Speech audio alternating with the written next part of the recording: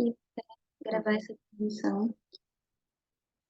Então, quem foi chegando, a Rose chegou. Quem foi chegando, pode dar coraçãozinho. Rosy, buenas noches. Puede clicar en el corazón. Y a poco haremos la transmisión en español, ¿ok? Pero vamos a hacer privada solamente. Perfecto. Porque aqui a maioria do público é em português, né? Então a gente vai falar português e depois eu vou fazer uma transmissão privada somente para as pessoas que falam espanhol. Mas assim, dá para entender um pouquinho, né? Então eu vou começar assim, pedindo para vocês irem listando todas as vezes assim que você pensa em o que é ser uma pessoa pública, uma pessoa famosa, né? Uma influencer. Utilizar, né, as redes para poder expor o que você sabe. O que sobe à tona de medo? Aí você pode colocar aí nos comentários. Para mim, assim, já me afetou muito porque tinha um medo relacionado à minha família, né? Coisas que eu escutava, assim, sobre você se torna figura pública, mas isso mexe com todo mundo ao seu redor.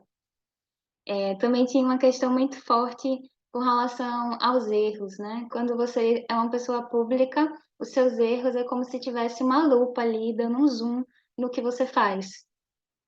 Então, é como se, às vezes, você está ali vivendo a situação, é privada, só envolve você e mais uma pessoa no máximo, e ainda assim toma, né, proporções catastróficas. Imagina se isso é público. Coisas que aconteceram no passado também, né? Relacionamentos, erros que você cometeu no passado. Se hoje você é essa pessoa que você se tornou, você cometeu muitos erros. Muito. Principalmente na adolescência. Eu falo assim que adolescente é uma pessoa muito, muito corajosa, né? Uma fase da vida que a gente tem uma coragem para errar. E não só a coragem para errar, né? Mas, assim, uma disposição. A gente está ali num pico hormonal, a gente ainda não desenvolveu o senso de consequência, a gente ainda não consegue calcular a consequência dos nossos atos. Mas aí, ao mesmo tempo, a gente não é mais criança. E a gente cresce ouvindo assim, que quando a gente é criança, não tem paciência, é criança. Mas aí, se você tem um irmão mais novo, você já começa a crescer ouvindo assim, você já sabe, você já é grandinha, você tem que dar exemplo. E isso é bem problemático, sobre você ter que dar exemplo. Porque aí você fica nessa fase assim, que você já sabe o que você está fazendo, mas ao mesmo tempo não consegue calcular, não consegue controlar, tem atitudes impulsivas e inconsequentes. E aí isso pode ser assim, terrível, né, na sua vida, e você pode carregar essa experiência, que muitas vezes é traumática, né, de ter que lidar com as consequências do que você faz para o resto da sua vida. Porque o fato de você amadurecer, o fato de você mudar, não faz com que essa sua parte desapareça. Muito pelo contrário. Tá, você hoje mudou completamente a sua rotina, o seu ciclo de amigos, porém, a adolescente está aqui dentro. Ela está aqui dentro, ela e todas as suas versões do passado, e elas querem a sua atenção. Afinal, elas viveram situações traumáticas. Afinal, elas cometeram erros.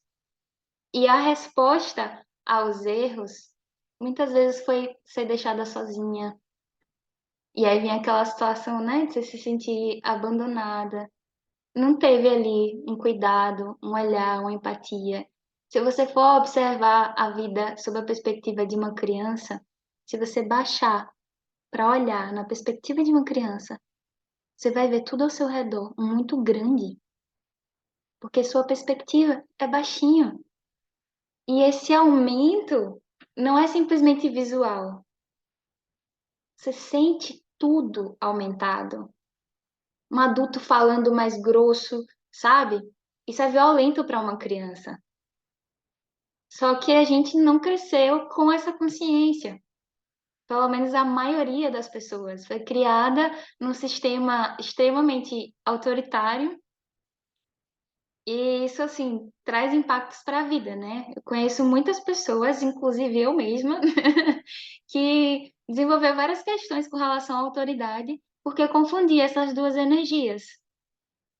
Porque, sei lá, um pai, para exercer a sua autoridade, trazia uma carga ancestral de autoritarismo, de entender ali a criança como uma posse que é movida de um lado para o outro, que não tem opinião que é sua. A mesma coisa ancestral, passando de geração em geração, foi com a mulher.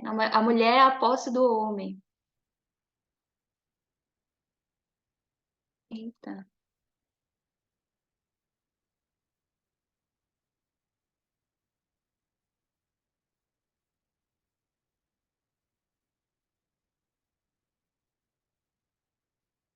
deu uma travada assim, legal agora.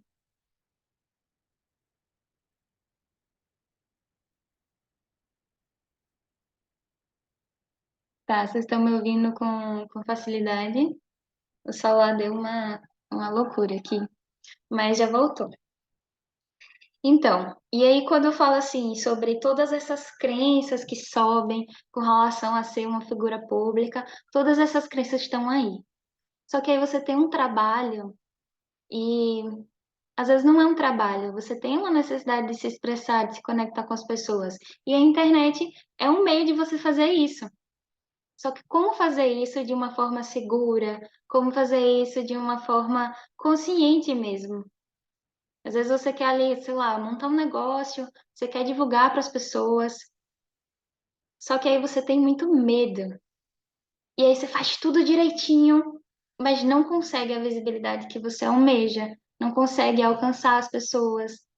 E aí você acaba reforçando esse sentimento de ser insuficiente, você começa a se julgar. Eu vou levantar agora assim uma outra energia.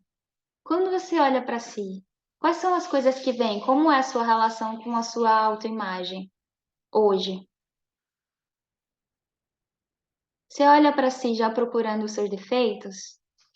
Porque se você olha para si e a primeira coisa que você vê é um defeito, você tem muitas questões com relação à sua imagem. E essas questões estão relacionadas às vozes que você escutou desde pequena. Você escutou essas vozes e internalizou como se fossem suas. Então, se você tem questões com relação ao não merecimento, né? Quantas vezes você deixou de ganhar alguma coisa porque você não merece, você foi uma menina muito má, você tem que ser uma menina boazinha, e aí você vai moldando o seu comportamento para poder atender essa perspectiva de boazinha idealizada para agradar todo mundo, para ser aceita, para receber ali aquele prêmio. E aí você chega na vida adulta e você acaba ficando, né, sem personalidade, porque você tá ali tentando agradar todo mundo, você percebe que é uma missão impossível. E no final, você acaba dizendo sim para todo mundo, para atender essa necessidade de agradar e dizendo muitos nãos para você. E aí as suas partes, né, suas versões que precisam desse sim, começam a se manifestar na sua vida, criando situações, trazendo questões para você poder dizer esse sim para si.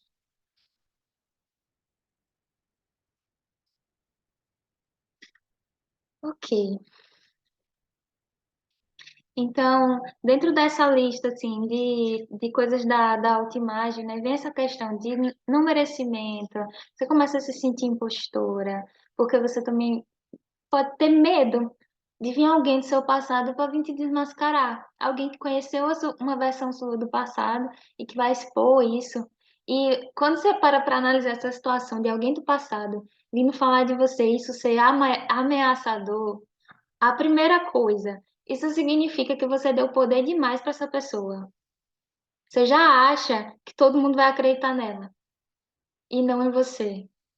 Você já entra num sistema de se justificar, de achar que vai ter que convencer alguém. Isso é muito problemático. Com que idade você tinha que convencer as pessoas a acreditarem no que você fala? Porque se você era muito pequena quando isso aconteceu, essa criança ainda está aí dentro. Essa criança, ela, ela tem dificuldade de acreditar nela, porque ela ouviu os pais falando ali: eu não acredito mais em você. Não acredito porque você mente. A mentira, muitas vezes, é um recurso para quem não pode ser sincera, para quem não pode falar a verdade, para quem vai ser punido por falar a verdade, por ser quem é. E aí a criança acaba por uma falta de confiança mesmo de falar. Ela não se sente segura para falar, porque a verdade não é uma opção para ela. E ela começa a mentir, contar histórias. E como é que você pode lidar com isso com a criança? Você sabe como lidar com isso com relação a uma criança? Como lidar com uma criança que mente?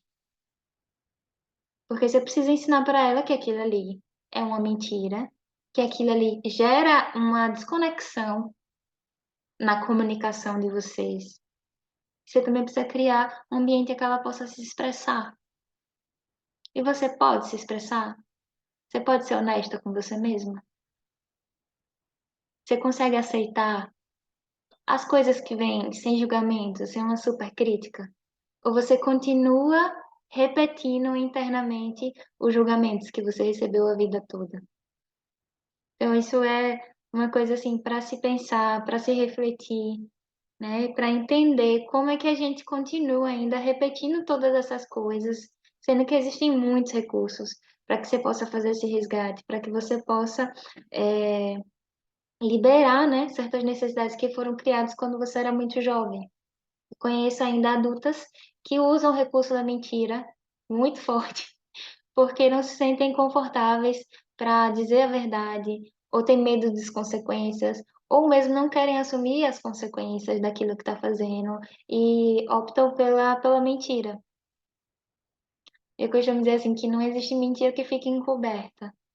Porque primeiro você sabe, né? A mentira é uma energia assim que, que você fica colocando várias capas, mas você sabe o que está ali. Não é uma energia transparente, honesta, que conecta com verdade. É uma energia que fica um emaranhamento muito doido, você já não sabe mais o que que é verdade, o que que é mentira, e isso é muito problemático. Então, assim, né?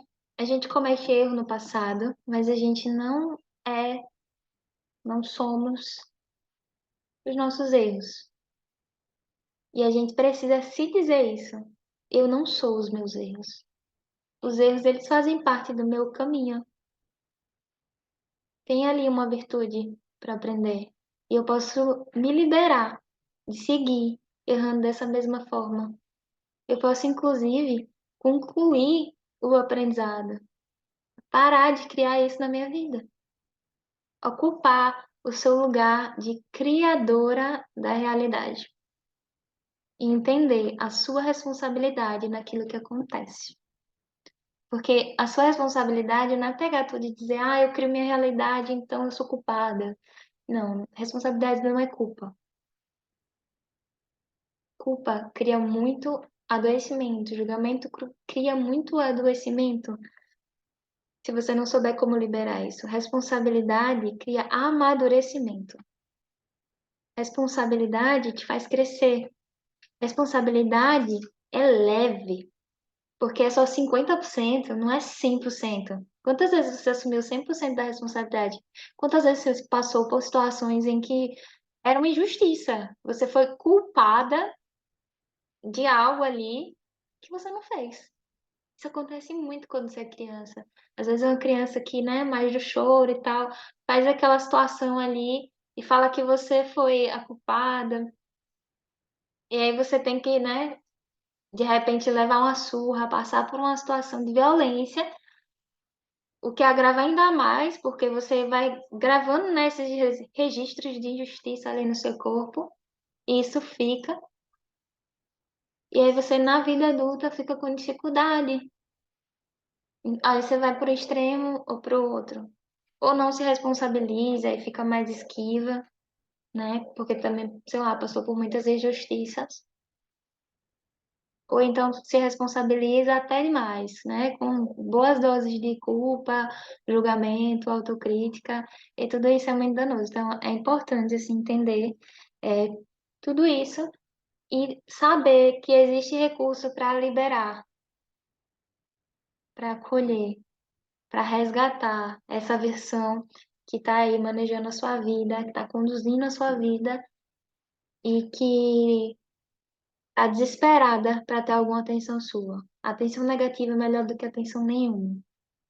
Ou seja, é atenção. Não tem uma diferenciação se, sei lá, tô fazendo uma coisa boa ou tô fazendo uma coisa ruim. O importante é que você olhe para mim, ou que eu seja vista, que essa necessidade seja atendida. É assim que as suas versões se comportam. É atenção, não tem distinção. E aí, quando você para dar atenção e você convida, né? Porque essa parte sua que cometeu muitos erros, essa parte também tem muitas potencialidades, tem coisas que ela faz que são incríveis. Às vezes é uma capacidade imaginativa, criativa, uma alegria de viver, que você abafou dentro de você, uma espontaneidade que você abafou junto com seus erros. E hoje você vive uma simulação da realidade, em que você não pode ser você mesmo, que você não pode ser espontânea, que assim, porque você rechaçou, você rejeitou essa sua idade, essa sua fase da sua vida. E aí tudo isso ficou preso no passado. Aí você para, tá, vou dar atenção para essa parte, vou dar atenção positiva. Como é que eu faço isso, Thaís? Se você tem uma criança aí dentro, sei lá, que gosta de ir pro parque, que gosta de ir pra piscina, vai pra piscina, chama ela. Fala para ela se divertir. Convida ela, dá um lugar de honra. Imprima suas fotos, olhe para você, pequena. Converse com essa criança. Diga, eu tô te vendo, eu te aceito. Você tem um lugar aqui. Tô aqui para te escutar. Pode falar. Vamos negociar. A gente vai passar aqui esse tempo juntas. Eu vou fazer uma coisa de qualidade, massa. E aí você, né? Ocupa esse lugar. Vou te chamar quando for fazer uma coisa criativa, nova. E aí você não vem conduzir a minha vida quando eu tô ali no trabalho, quando eu tô ali no meu relacionamento. E aí você vai negociando, que cabe todo mundo. Todo mundo pode ter o seu lugar. Quando essas energias elas estão mal distribuídas dentro de você, aí atravessamento até dizer chega. É criança conduzindo sua vida profissional, conduzindo a sua relação e dando errado, porque não era para criança estar ali, era adulta. Criança não quer fazer dinheiro, né? Criança quer brincar, quer se divertir, quer outras coisas. Aí você pergunta, por que que a minha vida tá dando mal? Por que que minha vida tá indo tão mal? Por que que eu não consigo fazer dinheiro? Porque o dinheiro até chega, mas chega e já vai-se embora. Às vezes está relacionado à sua criança interior, conduzindo a sua vida. Então é isso, né? Espero que vocês possam se beneficiar de todo esse conteúdo que eu trouxe aqui. A gente vai ter uma outra turma agora. Eu agradeço a todo mundo que pode estar presente. E um abraço para vocês.